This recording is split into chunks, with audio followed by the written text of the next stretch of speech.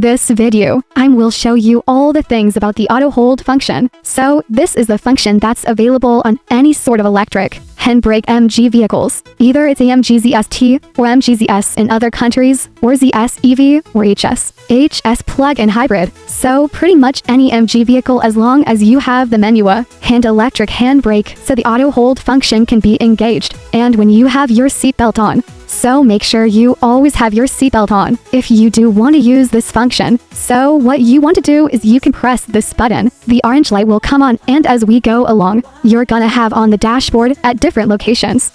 Obviously, you have another vehicle they may not show here, but in this case, you're gonna have the parking brake on the left. What that the red light means you have your manual electric brake on. So you can release it by pushing it down. You can put it up using that.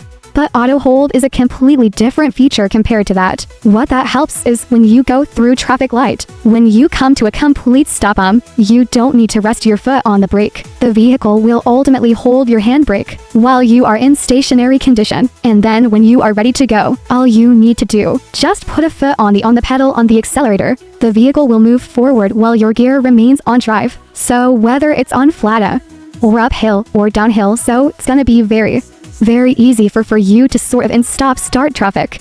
That's how it works, so I'm gonna quickly demonstrate again. Seatbelt on vehicle is on and press the button. The orange light comes on and we're gonna engage in gears. In this vehicle, it automatically released the parking brake, by the way. So as you can see on the dashboard, there's nothing showing. But I'm gonna move forward just like that.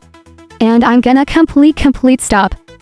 And as you can notice on the very left, we have the green button for the parking brake. For the auto hold parking brake, so the vehicle is still on drive.